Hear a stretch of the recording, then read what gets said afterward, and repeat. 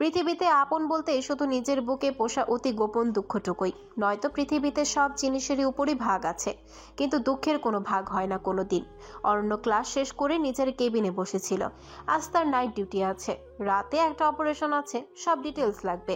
এক সিস্টারকে ডেকে ছায়াকে ইনফর্ম করতে বলল, আর বলল ছুটির পর যাতে এসে দেখা করে যায়। অভিক ফোন দিল সেই সময়। অরণ্য, আমি এই সপ্তাহে আসছি। এইদিকে সব ফর্মালিটিস পূরণ করা হয়ে গিয়েছে। অরণ্য বেশ শান্তভাবেই উত্তর দিল, ঠিক আছে, সাবধানে আসিস, দেখা হচ্ছে। আরও কিছু দরকারি কথা বলে ফোন রেখে দিল। সিস্টার গিয়ে ছায়াকে বলল ছুটির পর থাকতে, তড়িঘড়ি করে বলল। অরণ্য স্যার বলেছে দেখা করতে। ছায়া শুনল কিন্তু প্রত্যুত্তর করলো না। সিস্টারের কি আর এত সময় আছে এইখানে দাঁড়িয়ে ছায়ার উত্তরের উপেক্ষা করা? সে কথাটি বলে নিজের কাছে চলে এলো। অরণ্য নিজের কেবিনে বসে টেবিলের উপর রাখা পেপার ওয়েটটা হাত দিয়ে ঘোরাচ্ছিল আর গভীর ভাবনায় মগ্ন ছিল। বিবশ শান্ত স্থির তার চাহনি, ঠোঁট জোড়া একেবারে শুষ্ক হয়ে আছে, গলাও শুকিয়ে গিয়েছে। হাতের কাছে গ্লাস, কিন্তু পানিটা হাত বাড়িয়ে খেতে ইচ্ছে করছে না। ভাগ্য তাকে আজ কোথায় এনে দাঁড় করালো সেটাই ভাবতেই বিভোর সে কি আসলে এসব ডিজার্ভ করে? অবশ্যই না। এইবার কি তাকে শক্ত হয়ে খুঁটি ধরতে হবে, নাকি এত বছরের মতোই তা থাকবে নির্বাক? মাথাটা ব্যথায় টনটন করছে। সময় পাল্টেছে, সেই সাথে পাল্টেছে তার স্বভাব আচরণ। এই সময় দরজায় কেউ নক করলো, সে চুপ থাকলো। বুঝতে পেরেছে কে এসেছে। দেয়ালে টানানো ঘড়িটার দিকে তাকালো, 3:10। ছায়া আবার নক করলো, আর এবার অস্বস্তিময় স্বরে বলল, may I come in sir? সে গম্ভীর কণ্ঠে বলল। Yes, come. ছায়া আসলো। এইবার সে কিছুক্ষণ দাঁড়িয়ে থাকলো, কিন্তু অরণ্য কিছুই বলছে না। ছায়ার বুকের ভেতর ঢিপ ঢিপ আওয়াজ করছে, তার অস্বস্তি হচ্ছে, কিন্তু অরণ্য কিছুই বলছে না। সে আবারও বলল, স্যার ডেকেছিলেন আমাকে? এইবার অরণ্য চাইলো তার দিকে ভালো করে আর বলল, জি মিস ছায়া, বসুন।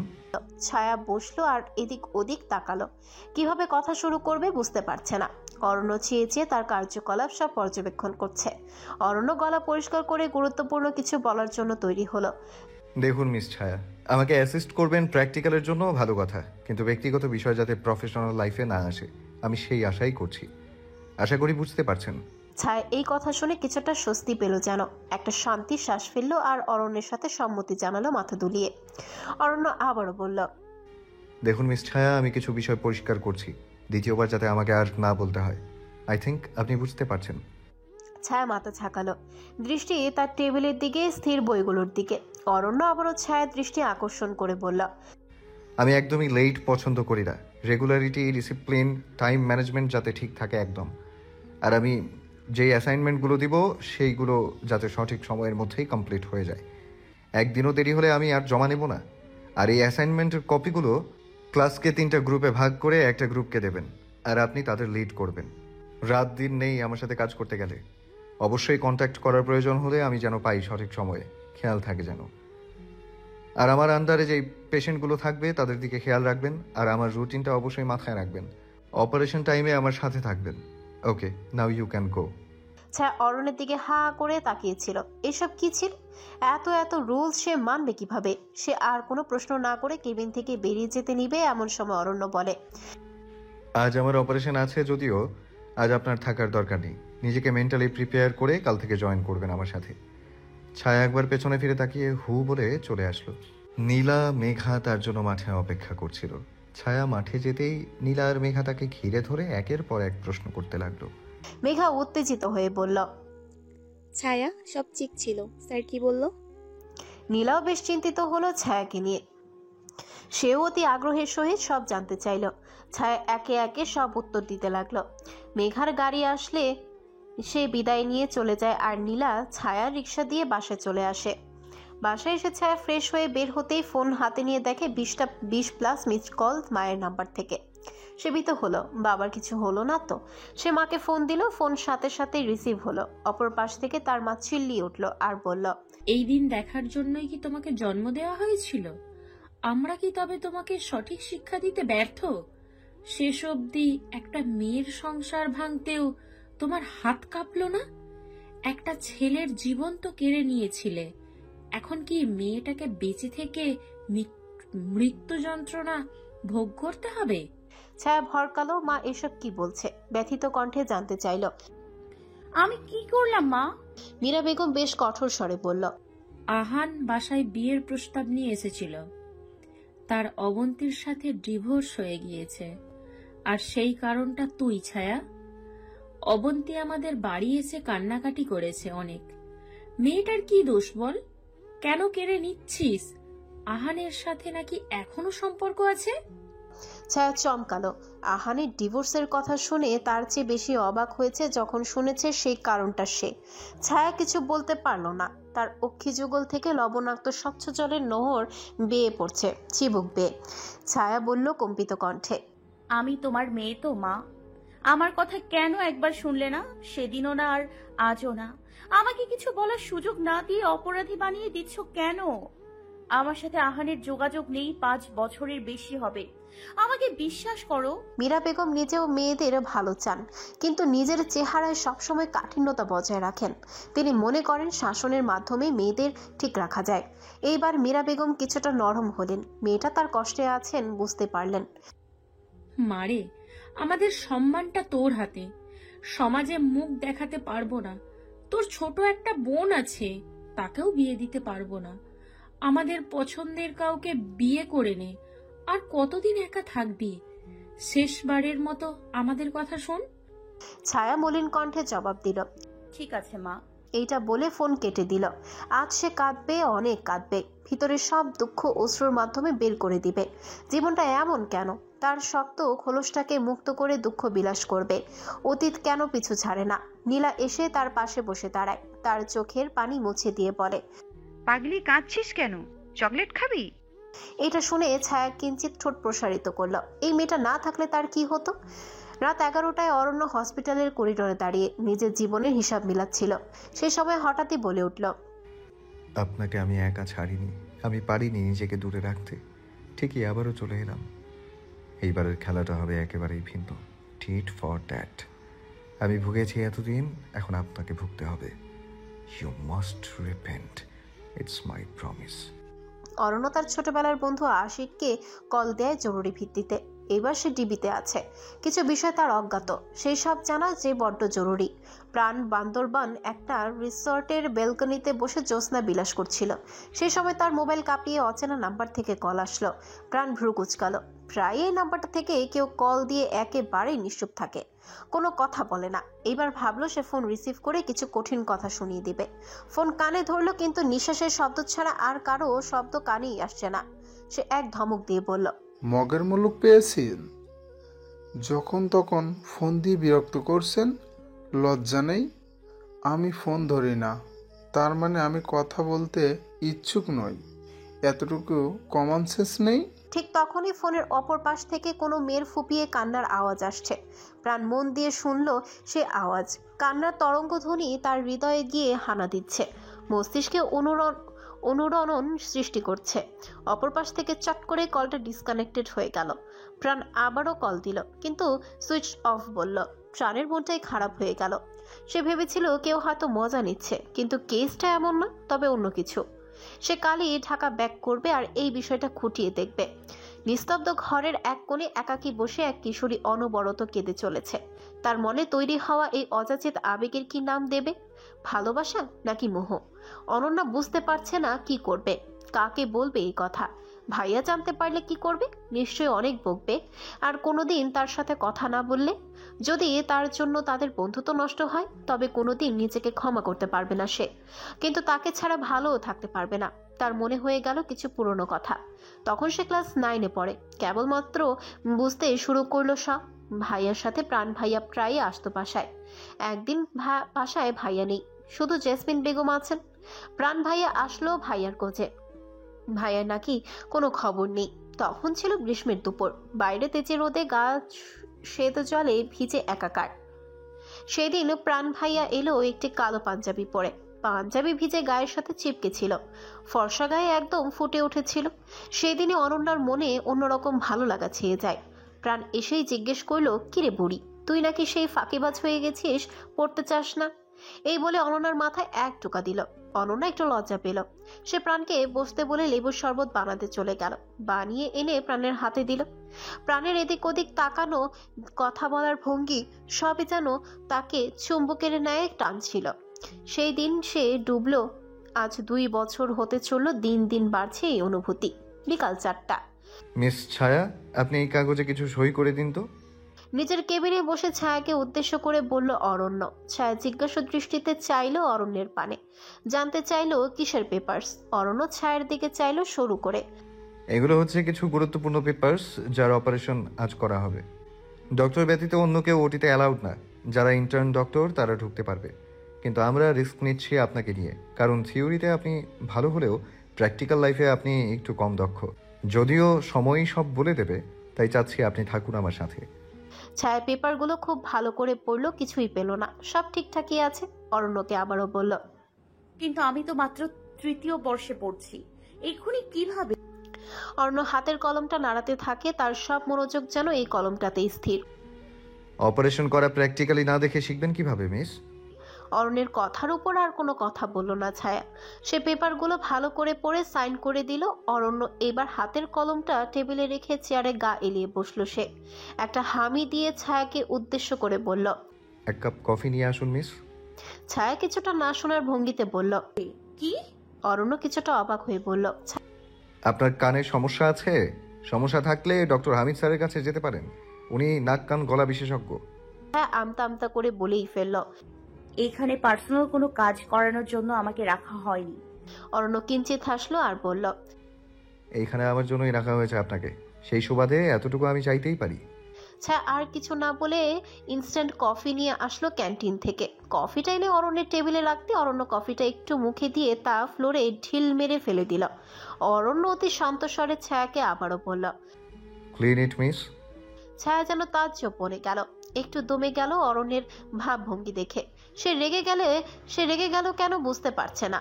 আর একটা প্রফেসরের সাথে উচ্চ বাক্য ব্যয় করাটা ভালো দেখাবে না। সে চুপচাপ কিছুক্ষণ দাঁড়িয়ে থাকে। ক্লিনারকে ডাক দিতে গেলে অরণ্য তাকে বাধা দিয়ে বলে, আপনাকেই সার্ভ করতে হবে মিস। ছায়া আজ যেন অবাকের চরম সীমানায় পৌঁছে যাচ্ছে। স্যার তাকে কাজের মহিলার মতো ট্রিট করছে কেন? তাকে কি অপমান করতে চাইছে? ছায়া ফ্লোর সাফ করলো ঠিকই, কিন্তু বাড়তি কোনো কথা বলেনি। তার অভিব্যক্তি বোঝা যাচ্ছে না। অরণ্য শুরু থেকে শেষ অবধি দেখলো সব সূক্ষ্মাতি সূক্ষ্মভাবে, যেন মেয়েটার ধৈর্য পরীক্ষা করাই তার মূল উদ্দেশ্য ছিল। মেয়েটার রিয়েক্ট কেন করবে না? Why C should. তার মনে কি চলছে সে ভালো বলতে পারবে। মেয়েটা এত চাপা স্বভাবের কেন? রাগ, দুঃখ, ভালোবাসা কিছুই প্রকাশ করে না। ছায়াকে আপাতত যেতে বলল হতাশ চিত্তে। যান মিস, তবে আজ সার্জারির আগে সঠিক সময়ে উপস্থিত থাকবেন। ছায়া বের হলো। আজ সে নির্বিকার, এইসব যেন তারা পাওনা। কলেজ থেকে বের হতে তখনই অহনা তার পথ আটকে দিল। অহনা কিছুটা দম্ভ নিয়ে বলল, ছায়া, তুমি অরণ্য স্যারকে অ্যাসিস্ট করবে না, এর বদলে আমি তোমাকে কিছু অফার দিচ্ছি। ছায়ার প্রচুর রাগ হলো। সেও চোখ মুখে অগ্নির বিচ্ছুরণ ঘটিয়ে বলল যে, আমি নিজেও চাইছি না আর এটা, বাট কিছুই করার নেই কিসমত। আর এইসব কোনো কিছুর অফার অ্যাটলিস্ট এই ছায়াকে করো না। Give me a side. Ahana দাঁত কিরমির করে বলল। Just too much. সীমা আর জ্যোতি অহনাকে শান্ত করতে লাগলো। ওরা হলো চাটুকার। অহনার টাকা বেশি, তাই ওর সাথে চিপকে থাকে। নীলা আগেই চলে গিয়েছে। নীলা থাকতে চেয়েছিল, কিন্তু ছায়াই না করে দিয়েছিল। এত সময় শুধু শুধু বসে থাকার দরকার নেই। তাই আজ ছায়াকে একাই যেতে হবে। কলেজে গেট পেরিয়ে মেন রোডের কাছে আসতেই বুঝতে পারলো গা পুড়ে যাচ্ছে রোদের তাপে। রিক্সার জন্য কতক্ষণ দাঁড়িয়ে থাকতে হবে কে জানে। বিকাল 4টা হলেও গরমের দিনে 5টা অবধি রোদের তেজ থাকে অনেক। এমন সময় একটা ছেলে এসে তার পাশে দাঁড়ায়। তার দিকে ছাতা এগিয়ে দেয়। ছায়া ছেলেটার দিকে তাকিয়ে দেখে সিনিয়র ভাই আকির। আকির ছায়াকে দেখে লাজুক হাসি দিয়ে বলল, ছাতাটা ধরো, তোমার হয়তো কষ্ট হচ্ছে। ছায়া একটু অপ্রস্তুত হয়ে গেলেও তার চেহারায় প্রকাশ করলো না। সে বিনয়ের সহিত না করে দিলেও ছেলে নাছোড়বান্দা, তাই উপায় না পেয়ে ছাতাটা নিয়ে নিল। কাল আবার ফিরে দেওয়া যাবে। অরণ্য বাড়িতে যাচ্ছিল। গাড়ি পার্কিং এরিয়া থেকে বের করে মেন রোডে ধরতেই দেখলো ছায়া আর আকিরকে বেশ হেসে হেসে কথা বলতে। অরণ্য তা দেখে তাচ্ছিল্যের হাসি দিল। পরে আর কোনো দিক নজর না দিয়ে ড্রাইভ করে বাড়ি চলে গেল। অরণ্য বাসায় এসে নিজের রুমে চলে গেল, কারোর সাথে কোনো কথা না বলেই। অরণ্যের রুমটি বেশ পরিপাটি আর গোছানো। ছেলেদের রুম সচরাচর এমন গোছানো থাকে না।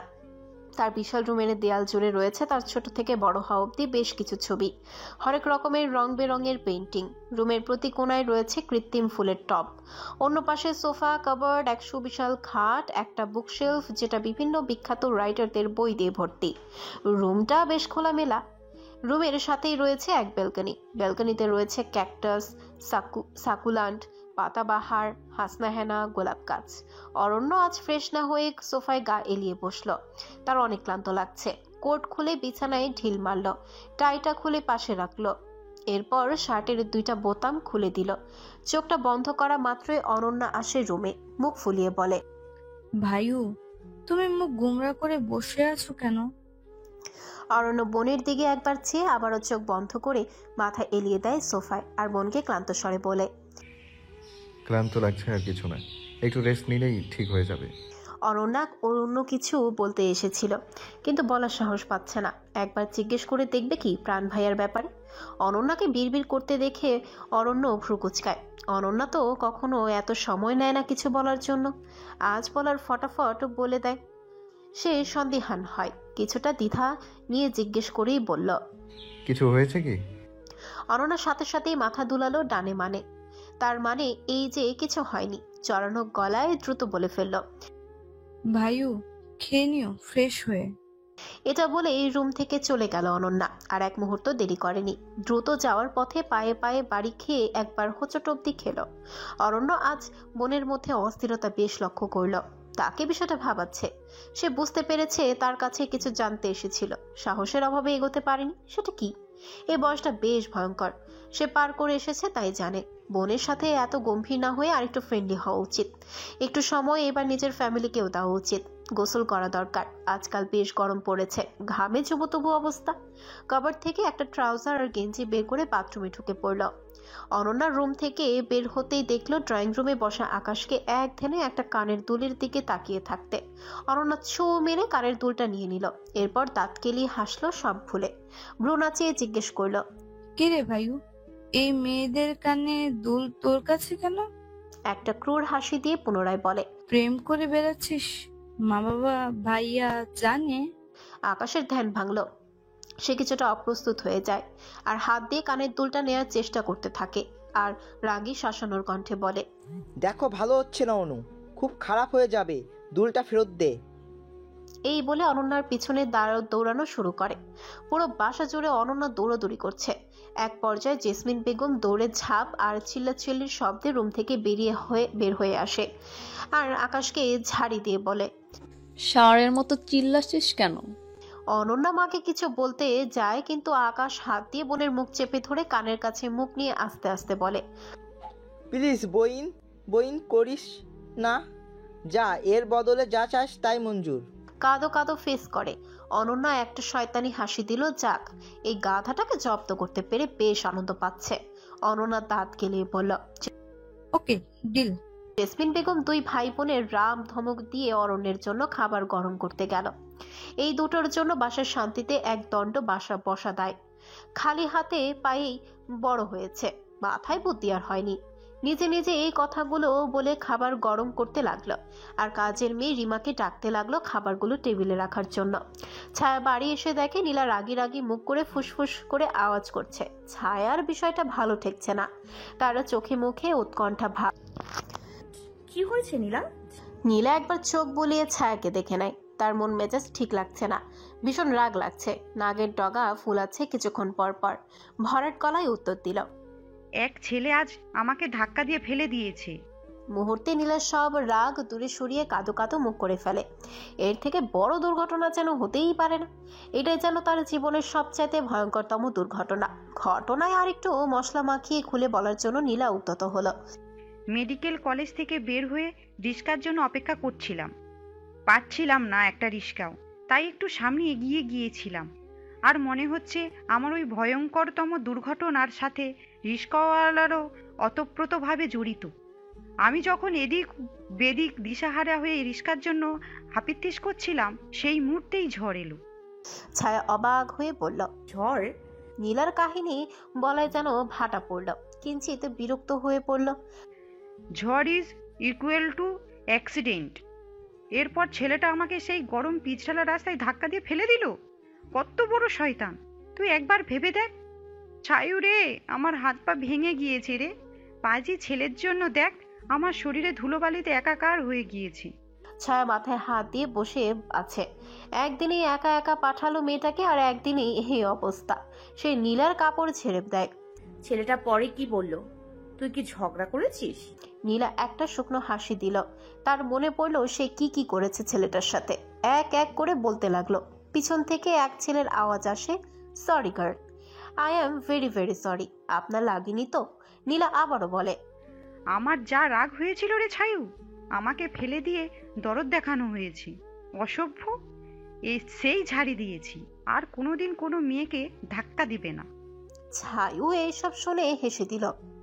সে সিরিয়াস কিছু ভেবেছিল, এখন দেখছে সে ভুলবশত ধাক্কা লেগে গিয়েছিল। স্নিগ্ধ হেসে নীলাকে জড়িয়ে ধরে বলল, আমাকে দেখানোর জন্য এই এতক্ষণেই ময়লা জামা কাপড় পরে বসেছিলি?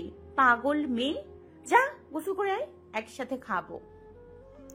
বলার সাথে সাথে নীলাও এক অলিম্পিকের দৌড় দিয়ে গোসল করতে বাথরুমে ঢুকে পড়ল।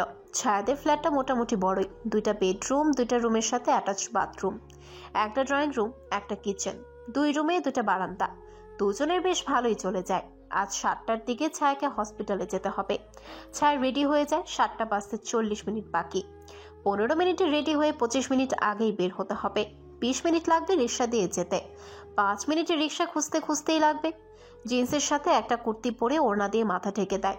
একটু আগে গোসল করার দরুন চুল শুকায়নি, তাই চুল না বেঁধে ওড়না দিয়ে দিয়েছে মাথায়। বাসা থেকে বের হতেই সিঁড়ির কাছে দেখা হয় বাড়িওয়ালা ছেলের, বিজয়ের সাথে। ছেলেটা বেশ বিনয়ী আর ভদ্র। বিজয় ছায়ার জুনিয়র। ছায়া আর নীলার দিকে বিশেষ খেয়াল রাখে। বিজয় ছায়ার সাথে কুশল বিনিময় করল। এরপরে ছায়াকে একটা রিক্সা ডেকে উঠিয়ে দিল। ছায়া যদিও মানতে চায়নি, কিন্তু যাদের বাসায় থাকে, যারা সেফটি দিচ্ছে, তাদের সাথে খারাপ আচরণ করা ঠিক হবে না। আকাশ নিচের রুমে বসে কানের দুলটা দেখছে আর একটু পরপর মুচকি মুচকি হাসি দিচ্ছে। আজ তার একটি মেয়ের সাথে দেখা হয়েছে। মেয়েটা ম্যাজেন্টা কালারের একটি 3 পিস পরেছিল। মেয়েটা রাস্তায় একা একা হাঁটছিল, হয়তো রিক্সা খুঁজছিল। মেয়েটার হাতে ওড়না দিয়ে হাত দিয়ে নাড়ছিল, আবার তা আঙ্গুলে পেঁচাচ্ছিল। মেয়েটা বেশ চঞ্চল বোঝা যাচ্ছিল। মৃদু বাতাসে তার সামনে চুলগুলো কপালে এসে পড়েছিল। সে হাত দিয়ে চুলগুলো কানের পিছনে হাত দিয়ে গুজে দিচ্ছিল। সে এই মায়াবিনীকে দেখে তার মায়ায় পড়ে গিয়েছিল, তাই কথা বলার একটা সুযোগ খুঁজছিল। ঠিক সেই সময় খেয়াল করে একটা বাজে ছেলে মেয়েটিকে চোখ দিয়ে তার চোখের ক্ষুধা মেটাচ্ছিল, তাই সে মেয়েটিকে ধাক্কা দেয়। মেয়েটি পড়ে যাওয়ার সময় তার কানের দুলটাও পড়ে যায়। তখনই বুঝতে পারে মেয়েটি যেমন চঞ্চল, সে সাথে বেশ ঝগড়ুটিও বটে। মেয়েটির ঝগড়াটাও বুঝি তার কাছে মধুর মতোই লাগছিল। সে এটা ভেবে খুশি হলো, যাক, কাউকে তো মনে ধরলো, তাই নো ছাড়াছাড়ি, ইটস ফাইনাল। ছায়া হসপিটালে এসে অরুণের কেবিনে যায়, কিন্তু কেউ ছিল না কেবিনে। কিছুক্ষণ পায়চারি করে অস্থির চিত্তে সময় যত বেশি গড়াবে বাড়ি ফিরতে তত দেরি হবে। একবার হাত ঘড়িতে চোখ বোলালো। না, এইবার একজন সিস্টারকে জিজ্ঞেস করলো, ডক্টর অরণ্য স্যার কোথায় আপা? দেখেছেন কোথাও? সিস্টার ছায়াকে একবার ভালো করে দেখে নিয়ে ত্বরান্বিত হয়ে বলল, স্যারের আসতে একটু দেরি হবে, একটু অপেক্ষা করুন। ছায়া মাথা নাড়িয়ে কেবিনের ভেতরে গিয়ে বসে। অসময়ে গোসল করে যেন ঝামেলায় পড়তে হলো। এদিকে ছায়া চুল ভেজা থাকলে মাথা ব্যথা করে। মাথাটা কেমন যেন চিনচিন করছে, যেন মাথার ভিজে পানি বাষ্প হয়ে মাথার প্রতিটা নার্ভে অভিযান চালাচ্ছে। তাই দরজা চাপিয়ে ওড়না মাথা থেকে সরিয়ে ফেলে। এরপর সুইচ টিপে ফ্যান অন করে। ফ্যানের নিচে দাঁড়িয়ে চুলগুলো শুকানো শুরু করলো। চুলগুলো হাত দিয়ে বিলি কেটে কেটে চুলগুলো ঝাড়া করছিল, যাতে বাতাসে মাথার প্রতিটা চুলের গুড়ায় পৌঁছায়। এইদিকে জানালা কিঞ্চিত খোলা থাকায় একটা ওয়ার্ড বয় ছায়ার দিকে পা থেকে মাথা অবধি লালসার দৃষ্টিতে তাকিয়েছিল, বিশেষ করে বুকের দিকটায়, যেন চোখ দিয়েই গিলে খাবে। যা সশরীরে পারছে না তা যেন অদৃশ্যভাবে কল্পনার শক্তি দিয়ে তা করছে। অরণ্য নিজের কেবিনে ঢুকতে গিয়ে কাউকে নিজের কেবিনে উকি দিতে দেখে অরণ্যের সুচালো দৃষ্টি নিক্ষেপ করে সেই দিকে। দেখতেও খুবই দৃষ্টিকটু লাগে একটা ডক্টরের কেবিনে এইভাবে উকিঝুঁকি দেওয়া। অরণ্য বিষয়টা বোঝার জন্য যেই না ভিতরে দৃষ্টিপাত করলো, ভিতরের ছায়াকে দেখে হাত মুষ্টিবদ্ধ করে ফেলল। স্তিমিত রাগে কাঁপলো, ঝড়ের বেগে সে ওয়ার্ড বয়ের কলার ধরে টেনে কষিয়ে এক ঘুষি দেয় নাক বরাবর। সাথে সাথে নাক দিয়ে রক্ত পড়া শুরু করলো গল গল করে। সেই সাথে রক্তরঞ্জিত হলো অরণ্যের হাতও। সে এই ছেলেকে টেনে বাইরে নিয়ে এসে উচ্চস্বরে রাগে দাঁতে দাঁতে পিষে রিরি করতে বলল, তোর সাহস কম না? আমার কেবিনে উকি দিয়ে হসপিটালের স্টুডেন্টদের দিকে বাজে নজর দিস? তোর চাকরি আজই শেষ। ক্রোধ যেমন চোখ মুখে উপচে পড়ছে। ওয়ার্ড বয় এটা আশা করেনি, কখনো ভাবতেই পারেনি অরণ্য চলে আসবে। তার আরও কিছুক্ষণ পর আসার কথা ছিল। সে আকুতি মিনতি করে মাফ চাইছে, বারবার পায়ে পড়ছে। চোখের ক্ষুধা মেটাতে গিয়ে শেষ অবধি তার জীবনের সম্বল চাকরিটাই না চলে যাবে তা যেন কল্পনাতীত। সে পায়ে ধরে কেঁদে দিল যাতে তার চাকরি না নেওয়া হয়। বাড়িতে অসুস্থ মা আছে। অরণ্য নিজের সিদ্ধান্তে অটল থাকলো। কি সেই তেজ তার চাহনিতে? একবার চোখ বন্ধ করে এক গভীর শ্বাস নেয়, যেন ভেতরে থেকে সব রাগ সে প্রশ্বাসে বের করার চেষ্টা। সে নিজের কেবিনের দিকে পা বাড়ায়। মেজাজ তার বিগড়ে আছে ভীষণ ভয়ঙ্কর ভাবে। মিস ছায়া, যে আমাকে অ্যাসিস্ট করে তার চরিত্র যে এত খারাপ জানতাম, কিন্তু সে যে টিস্যু পেপারের মতো ছেড়ে পাল্টায় জানা ছিল না। খুবই শান্ত কণ্ঠে কথাটি বলল অরণ্য ছায়াকে উদ্দেশ্য করে। আরেকটু অপমান করতে ছায়াকে পুনরায় বলে, আপনাকে কি এই জন্য পে করা হয়? আই থিঙ্ক আপনি বুঝতে পারছেন হোয়াট আই মিন। ছায়ার গা রিরি করে উঠল রাগে। তাকে কাল আকির ভাইয়ের সাথে দেখে যে এই কথাটা বলছে সে খুব ভালো করে বুঝতে পারছে। ছায়া তাচ্ছিল্যের স্বরে বলল, মানুষের স্বভাব কোনোদিন পরিবর্তন হয় না, ব্যক্তিগত কোনো কিছু যাতে প্রফেশনাল লাইফে না আসে। ছায়ার এমন কথা শুনে অরণ্যের রাগ হলো প্রচুর, কিন্তু নিজেকে কন্ট্রোল করলো। সে ছায়াকে কঠিন স্বরে শাসালো, মিস, আপনি আমার দায়িত্বে আছেন এই মুহূর্তে, তাই না চাইতেও সব আমার সাথে জুড়ে যাচ্ছে।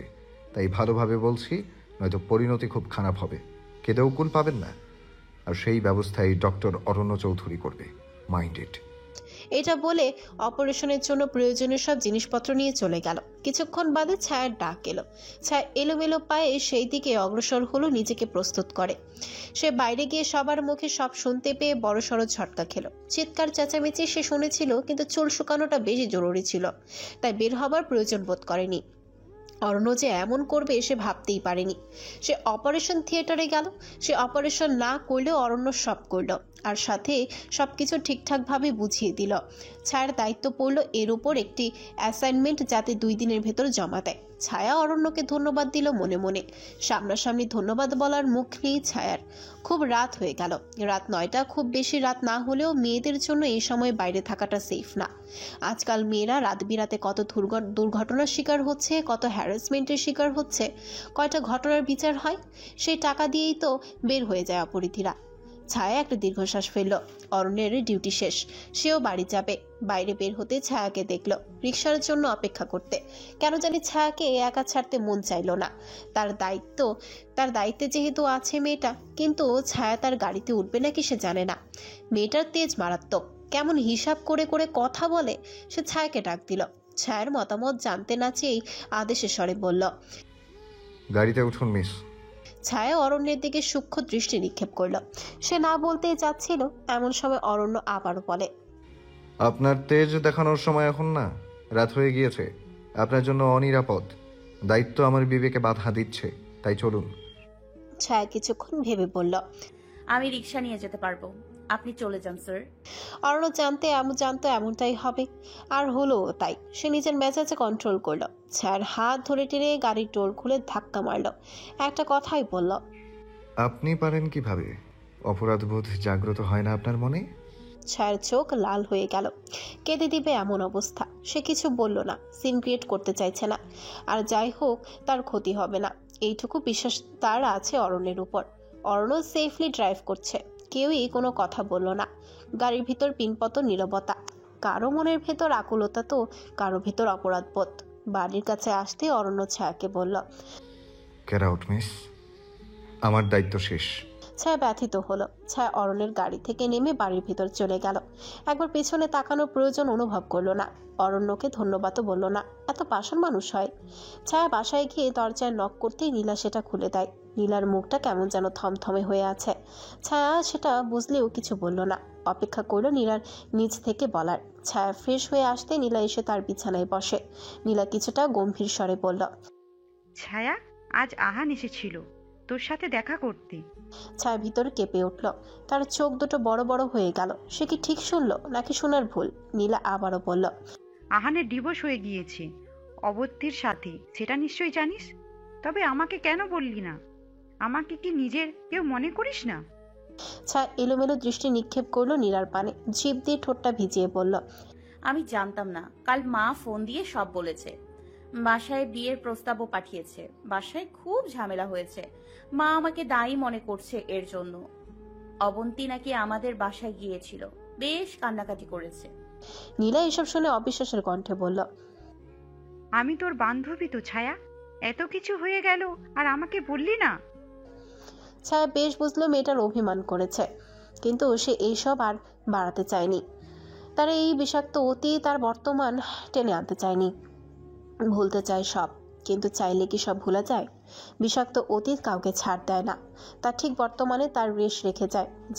যেমনটা সাদা স্বচ্ছ কাগজে এক ফোঁটা পানি পড়লে শুকিয়ে যাবার পরও তার দাগ রেখে যায়, ঠিক তেমন।